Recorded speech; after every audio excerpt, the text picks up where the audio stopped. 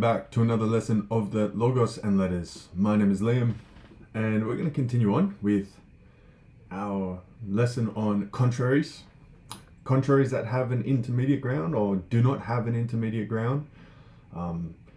And using that sense of ana meson to help us understand either one. I mean, just as a teacher, what I just said is a little bit ridiculous. So I'm asking you to use Attic Greek knowledge of prepositions and case usage to help you understand the difference between contraries that have an intermediate and contraries that don't have an intermediate. What a stretch. Okay, we're going to carry on like I didn't say that. Kai faulon de kai spudayon, right? So faulon de kai spudayon. We've got a set of contraries here. Kategorai men kai katantrofu, right? So they might be predicated of according or upon or in regards to some particular man. Kai kata alon polon, right? And many others too. Uchanakayon de thaturon auton hu parkain. It is not necessary that one of them belongs, right, to these hypothetical people. Honan kategoraitai, being predicated as such. Ugar pantaetoi faula e spudaya estin, right? Not everything is, wicked or immoral or like spudaya. Spudaya is a hard one to pin down. It's like really moral, but has this sense of like integrity. It's that person that sticks to their values. It's that person who works hard. It's that person who doesn't indulge too much but still indulges. You know what I mean? Like knows their limits, has control. Spudaya is a really, really important place to be, and faula is the opposite of that, right? You can hear the word foul in it, right? Can't you? And like, imagine a foul moral life, a moral life that is just foul, right? It brings a saint to tears when they hear about it. That's a good way of understanding these two, if we want to do that for now. So, but not everybody's one or the other. Not everyone's like some debased. Do I have a picture of someone who's just absolutely debased? Probably not. Debased and wicked. I doubt I do. Nothing's coming to mind. But like if someone's holy, okay, someone's very holy, spudaya, right? Saintly. Saintly is a pretty good translation for that too if you're a Christian listening to this. Anyway, let's continue on. So we're not all one or the other, okay? Yep, I read that. Ugar pantaetoi faula e spudaya estin kaestige di tuton anamesson, right? And there really is, like this ge is like emphatic of the kai. And it's even interesting that kai is starting a sentence. You would expect de.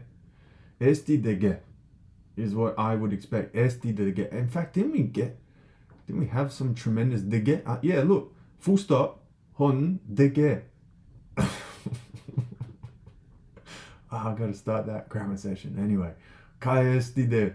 Estige di tuton nanameson, right? So he's really emphatic here. He's like kai catches your ear because you're not expecting it really, and he doesn't really do that too much. All right, in the Septuagint, you see it all the time. In the New Testament, you see kai starting off, but he doesn't do that much. So he's like kai estigeti, right? There really is some middle ground. There is some path between them, right? And when I say path between, I really am thinking of Xenophon's usage of ana with the accusative and the anabasis, like moving from stage to stage in his katabasis and his anabasis, because it's the same grammar here. Hoyon tu meluku kai melanos, right? So and so forth with the with something that's white and something is black, to fayon kai to okron kai hosala chromata, right? So there is these like yellowy colors and gray colors, to fayon kai to okron. And when I mean yellow, I mean like really pale yellow. Kai hosala chromata, right? Chromata. And all these other colors. Chromata has a really nice sound, doesn't it? You sort of like, your jaw goes down and then back up, and then rolls out. It's quite nice. Chromata. Tu te falu kai spudayu. Tu te faulon te spudayon. Right? There's a bit of an interesting piece of grammar here. It's quite dense. Tu te falu, and of the wicked, kai spudayu, and of the really like excellent, to ute falon, ute spudayon, right? So neither wicked, neither evil. I guess the idea here that we need to take away when he does this, when he condenses words so close to each other, is honing in on the fact that the idea of something and the actual thing itself are not always the exact same. So it in reality and it as the abstraction are not always the exact same, okay? We can move towards the abstraction in reality, but we're still not there. And this sort of speech is that sort of language that he's using. So he's saying like, you've got this wicked, debased man here, and you've got this saintly man here, okay? But he isn't debased only because he was in one moment immoral, right? You don't, from just one moment of being immoral, become an immoral person, right? What's that Latin quote? I can't remember it, but when you translate it, it says something like, we were not, no one became evil instantly, right? Evil is like a gradual process. If someone remembers what quote I'm trying to recall from yonder year, if you could put that in the comment, that'd be awesome. But anyway, I'm going to proceed on. So say this emperor is usually really just, okay? He's kind to animals, all right? That usually means the person has a good heart, raised well, because he has enough empathy to be able to empathize even with creatures who are not of his species or sometimes even genus. So he has enough empathy and sympathy to care for birds. But imagine he strikes a slave, right? Imagine this slave, he's during an important meeting, he drops this, makes an embarrassing moment and ruins an important event, okay? Or some, you know what I'm getting at. And, later on he strikes him across the face. That be a lesson, okay, sort of thing. He's not an immoral person because of one moment of being immoral. Not at all, okay? It's like, if you're an immoral man, that means it's a frequent, habitual thing that's going on here. All right? It's habit, it's hexis. It's a disposition that's become a habit. It's long-lasting. It's enduring. Paramonion, enduring, right? And what was that other word that he used? Monotero, something like that. And it's like more stable. Okay, so yeah. And he's not a people and pets. He's not a saintly person because of one moment of saintliness.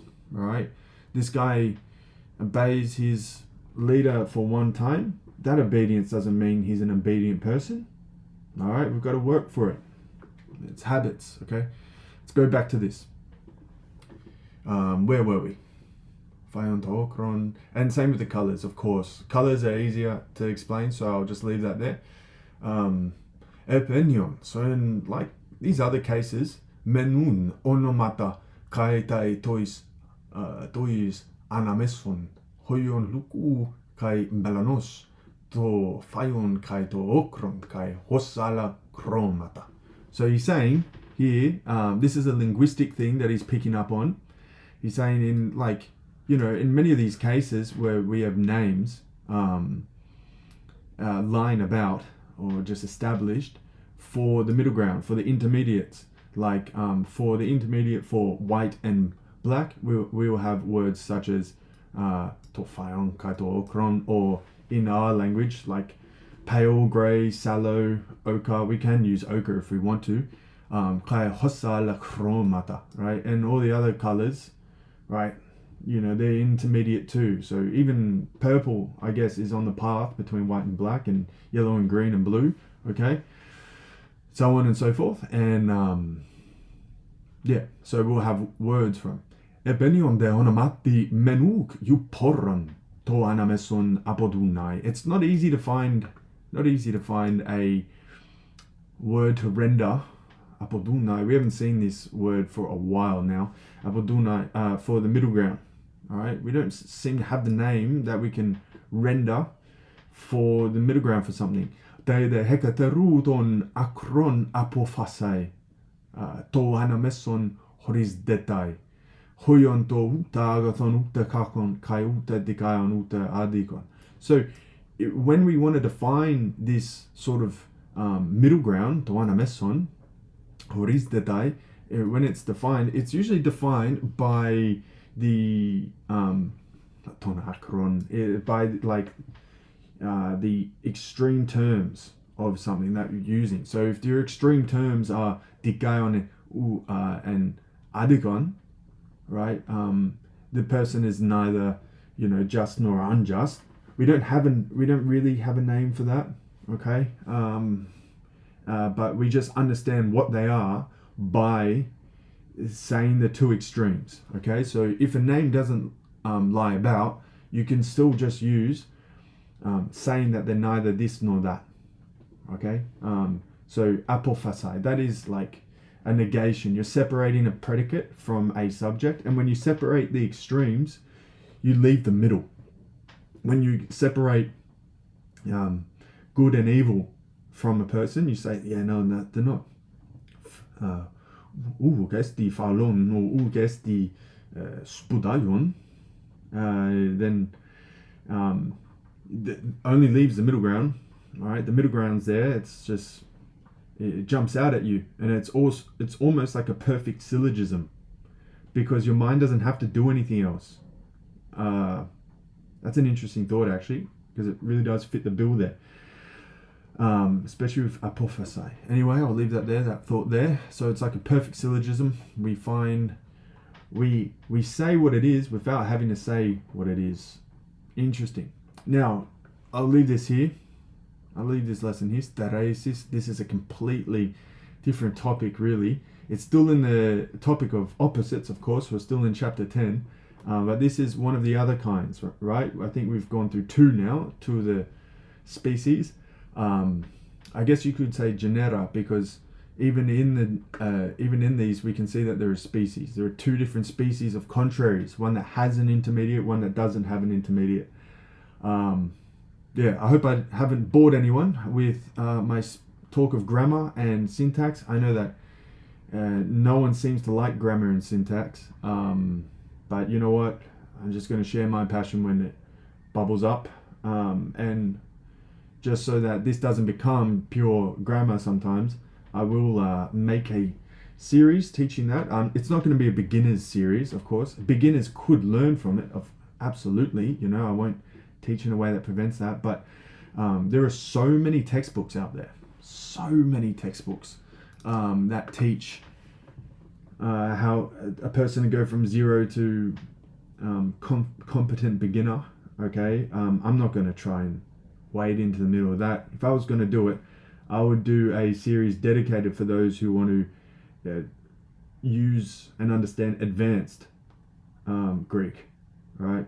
Purely for them. I know that's shooting yourself in the foot when it comes to viewership and all that, because people would tell you that you're better off appealing to the masses for the views and all that, for the likes, so on and so forth. But as you can probably tell from the content that I make and the way I make it and how I make it, I don't really care too much about metrics such as that.